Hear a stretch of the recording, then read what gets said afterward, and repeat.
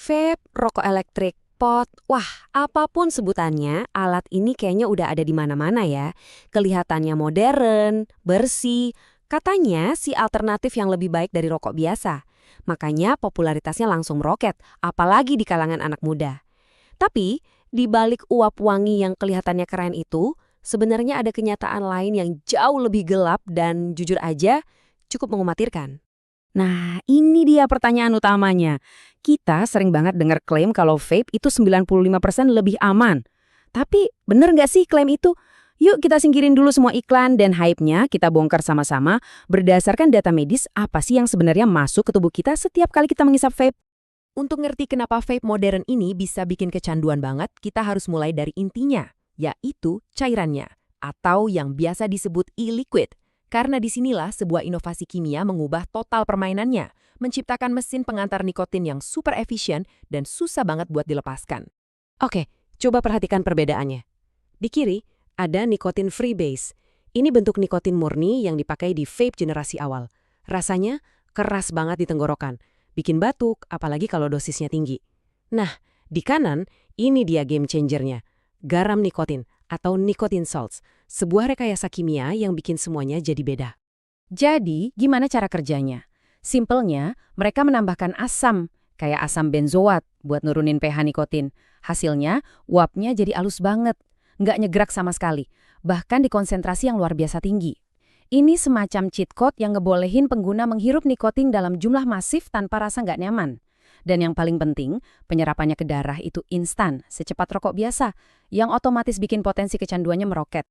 Dan ini angka yang harus Anda ingat, 60 mg per mililiter. Gila kan? Ini adalah konsentrasi nikotin yang bisa dicapai pakai teknologi garam nikotin.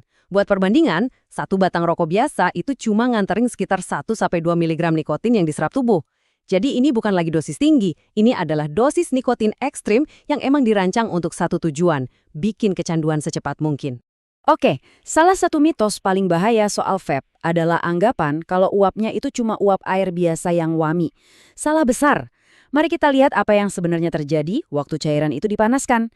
Ternyata yang kita hirup itu bukan uap, tapi aerosol, sebuah koktail kompleks yang isinya penuh bahan kimia beracun. Dan dari mana racunnya datang? Sebagian, ya dari alatnya sendiri. Elemen pemanas atau coil di dalam vape ini, waktu dipanaskan sampai suhu tinggi, ternyata bisa melepaskan partikel-partikel logam berat langsung ke uap yang kita hirup.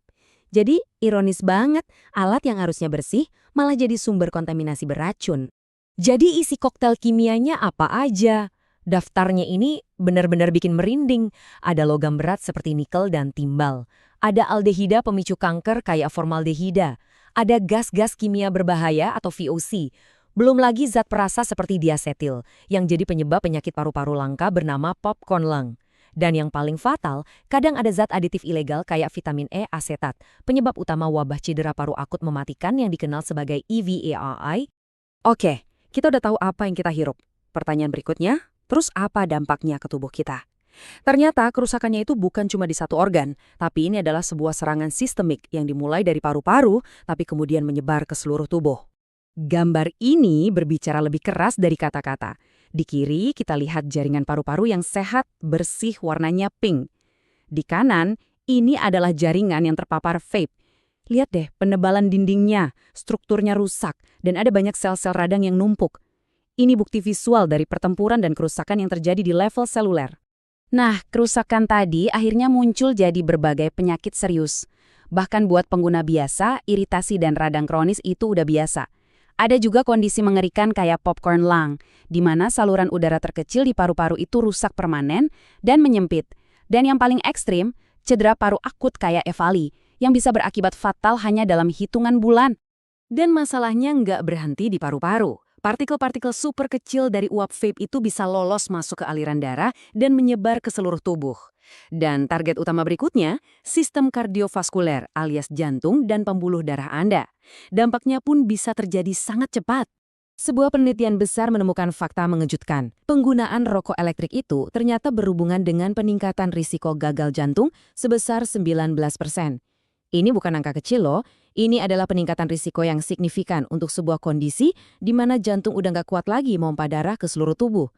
Ini bukti adanya hubungan langsung antara vaping dan penyakit jantung yang sangat serius. Jadi, gimana prosesnya? Ada 4 langkah utama. Pertama, nikotin langsung memicu lonjakan adrenalin, bikin detak jantung dan tekanan darah naik seketika. Kedua, bahan kimia di aerosolnya menyebabkan stres oksidatif yang merusak lapisan pelindung pembuluh darah kita. Ketiga, kerusakan ini bikin pembuluh darah jadi kaku. Dan akhirnya, semua ini menumpuk, menciptakan panggung yang sempurna untuk bencana kayak serangan jantung, stroke, atau bahkan henti jantung mendadak. Nah, ini membawa kita ke argumen andalan yang sering dipakai buat promosi vape. Katanya, ini alternatif yang lebih aman dari rokok. Mari kita bedah klaim ini lebih dalam. Pertanyaannya sekarang bukan lagi mana yang lebih aman, tapi bagaimana keduanya sama-sama berbahaya dengan cara yang berbeda. Waktu kita bandingin keduanya, kita harus lihat lebih dari sekedar fakta bahwa vape nggak ada tar. Betul, vape mungkin nggak punya beberapa racun dari pembakaran tembakau. Tapi sebagai gantinya, ia memperkenalkan serangkaian bahayanya sendiri yang unik dan dalam beberapa kasus bisa merusak jauh lebih cepat. Tabel ini ngerangkum semuanya dengan jelas. Lihat deh kecepatan kerusakan akut. Rokok butuh puluhan tahun buat bikin penyakit kronis. Sementara vape bisa bikin gagal nafas akut atau EVALI cuma dalam hitungan bulan. Dosis nikotinnya bisa jauh lebih gila. Dan regulasi yang hampir nggak ada pada ribuan jenis cairan bikin industri ini kayak Wild West yang berbahaya buat kesehatan kita. Kutipan ini benar-benar merangkum kekhawatiran terbesar dari komunitas medis. Karena vape ini fenomena yang relatif baru, kita sebenarnya belum melihat dampak penuh jangka panjangnya. Apa yang kita lihat sekarang mungkin baru puncak dari gunung es.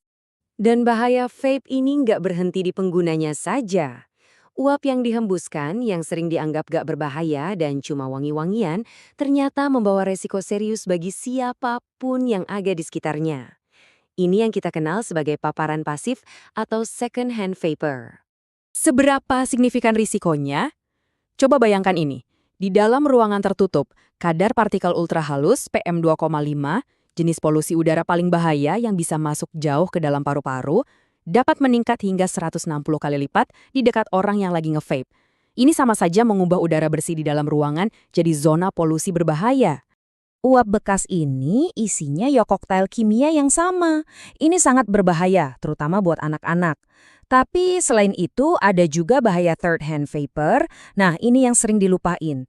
Residu kimianya itu nempel di perabotan, sofa, karpet, bahkan dinding, menciptakan paparan jangka panjang buat semua orang di rumah, terutama bayi yang sering merangkak. Jadi, inilah kesimpulannya. Vape dengan desainnya yang canggih, modern, rasanya yang enak, kelihatannya seperti sebuah kemajuan. Tapi di balik fasad itu, tersembunyi sebuah ancaman kesehatan yang sangat nyata. Ancaman yang baru sekarang kita mulai pahami sepenuhnya. Dan inilah pertanyaan yang harus kita semua renungkan baik-baik. Kita ini sedang menyaksikan sebuah eksperimen kesehatan global yang terjadi secara real time dengan jutaan orang dan banyak di antaranya anak-anak muda sebagai subjeknya. Dampak penuh dari eksperimen ini mungkin baru akan kita ketahui puluhan tahun dari sekarang. Pertanyaannya, apakah Anda atau orang yang Anda sayangi mau menjadi bagian dari pertaruhan berisiko ini?